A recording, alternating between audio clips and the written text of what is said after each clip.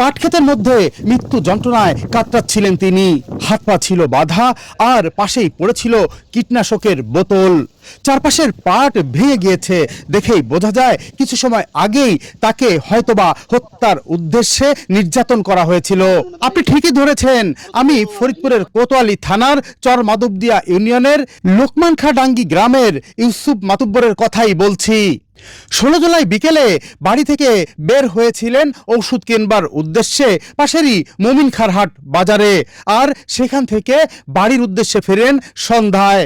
বাড়ির সামনে পর্যন্ত এসেছিলেন, এরপর থেকেই নিখোঁজ ওই ব্যবসায়ী। 17 জুলাই 2026 তারিখ মুঠোফোনে ফোন করে 30,000 টাকা দাবি করা হয়। বলা হয় তাকে অপহরণ করা হয়েছে, 30,000 টাকা দিলে মুক্তি দেয়া হবে।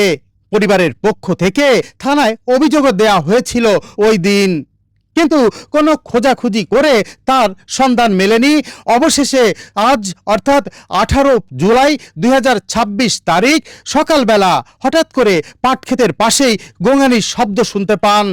কাছে গিয়ে দেখেন ওই ব্যবসায়ী, যিনি কিনা দুদিন আগেই অপহরণ হয়েছিলেন।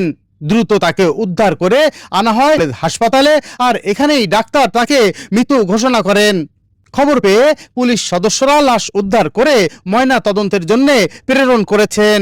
এ ঘটনায় পরিবারের দাবি তাকে পরিকল্পিতভাবে হত্যা করা হয়েছে। দীর্ঘদিন ধরেই বিরোধ ছিল স্থানীয় একটি পক্ষের সাথে, যে বিরোধের জের ধরেই তাকে হত্যা করা হয়ে থাকতে পারে এমন দাবি পরিবারের।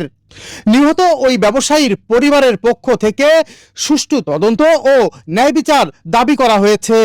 কোতোয়ালি থানার পুলিশ জানিয়েছেন, বিষয়টি খতিয়ে দেখছে পুলিশ, অপরাধ করে কেউ পার পাবে না এমনটি জানিয়েছেন কোতোয়ালি থানার অফিসার ইনচার্জ। 6:52 বাজে একে অটো ঢুকলো, তারপর অটোতে এসে নামছে বাড়ির পাশে।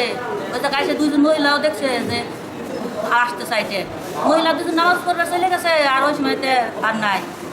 আর তুই নাইটে ফোন দিতেছি, ফোন রিং হয় ধরে না।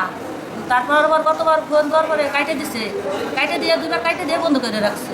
আর আপনাকে কি কি ডাকি, চাওয়া পাওয়া ডাকি বলছে কি হইলি কি করলি আপনাকে ভালো হয়, 30,000 টাকা দিলে সাইডে দেবো না। যে ফোন দিয়েছে সে হলো যে ওই সাইডে বাড়ি। সরকারের বিশ্বাস পাই আমি, কি মনে চাই কিনা আমার সব জানি না।